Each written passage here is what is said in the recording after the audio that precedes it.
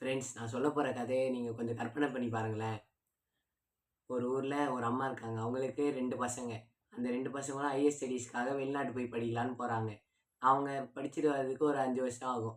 அதனால அவங்க அம்மா அந்த 5 வருஷம் கேப்லயும் தனியாவே இருந்தாங்க வீட்ல. அவங்க எப்பவுமே தனியாவே தான் இருப்பாங்க. ஒரு நாள் சரி இந்த 5 வருஷம் கழிச்சு அவங்க பசங்க வந்து 2 பேரும் அவங்க அம்மாவ பார்க்கலான்னு வராங்க. அவங்க அம்மாவுக்கு சர்ப்ரைஸ் குடுக்கலான்னு நைட்டு வந்துட்டுருக்காங்க ஃப்ளைட்ல. அவங்க வந்துட்டுருக்கும்போது அவங்க அம்மா கரெக்ட்டா வீட்ல வந்து சிலிண்டர் வெடிச்சு ஒரு ஆக்சிடென்ட் ஆயிடுது. அந்த ஆக்சிடென்ட் ஆன அப்புறம் அவங்க வீடே மொத்தமா எரிஞ்சு அவங்க அம்மாவும் இறந்துட்டாங்க அது இங்கேயே. உடனே இந்த ஊர் மக்கள் உடனே இவங்க பசங்க கரெக்ட்டா அவங்க வராங்க. அவங்க ஊருக்கு கரெக்ட்டா வரும்போது, இந்த ஊர் மக்கள் சொல்றாங்க, "இது நீங்க அந்த இடத்துக்கு போகாதீங்க. உங்க வீடே எரிஞ்சுட்டாங்க. அப்புறம் உங்க அம்மா தான் இறந்துட்டாங்க." அப்படி சொல்றாங்க.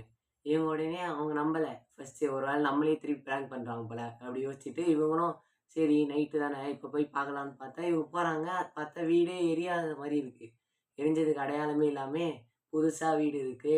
வீட்ல அவங்க அம்மா எப்பவும் போல தான் இருக்காங்க. எல்லாமே அவங்க அம்மா பேசிட்டு இருக்காங்க சும்மா. அந்த மாரி தான் இருக்காங்க. இவங்களும் உள்ள போயிட்டு அவங்க அம்மாவ பார்க்குறாங்க. "அம்மா நீங்க இறந்துட்டீங்கன்னு எல்லாரும் சொல்றாங்களே! ஆனா பார்த்தா நீங்க நல்லா தானே இருக்கீங்க" அப்படின்றாங்க. அவங்க அம்மாவும் உடனே, "ஆமா எல்லாரும் அப்படிதான் சொல்லிக்கிறாங்க. ஆனா எனக்கு ஒண்ணும் ஆகலப்பா" அப்படின்றாங்க. இந்த 2 பசங்களும் அப்ப தானே வந்தாங்க. இவங்களும் அவங்க அம்மாவ பார்த்துட்டு, "சரிம்மா நீங்க எங்க கூடயே எங்க இது வெளிநாட்டுக்கு வந்து எங்க கூட தங்குங்க. நாங்க உங்கள பார்த்துக்குறோம்" அப்படின்றாங்க. இவங்க உடனே இவங்க அம்மாவும், "சரி நான் வரேன்" அப்படி சொல்லிட்டாங்க. உடனே இவங்க 3 பேரும் ஃப்ளைட்ல போறாங்க. அவங்க கரெக்ட்டா ஃப்ளைட்ல போயிட்டுருக்கும்போது ஒரு ஆக்சிடென்ட் ஆகி ஃப்ளைட்டே மொத்தமா கிராஷ் ஆகி இவங்க இறந்துட்டாங்கங்க.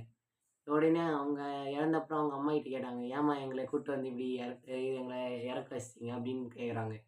அவங்க உடனே அவங்க அம்மா சொல்றாங்க, நீங்களும் இப்படி தானே என்ன வெளியூருக்கு போறேன்னு சொல்லிட்டு என்ன தனியா வீட்ல விட்டீங்க. ஆனா நான் வந்து சொர்க்கத்துக்கு போம்போது கூட உங்கள தனியா விட மாட்டேன்னு" சொல்லி அவங்களையும் கூட்டு போயிட்டாங்க.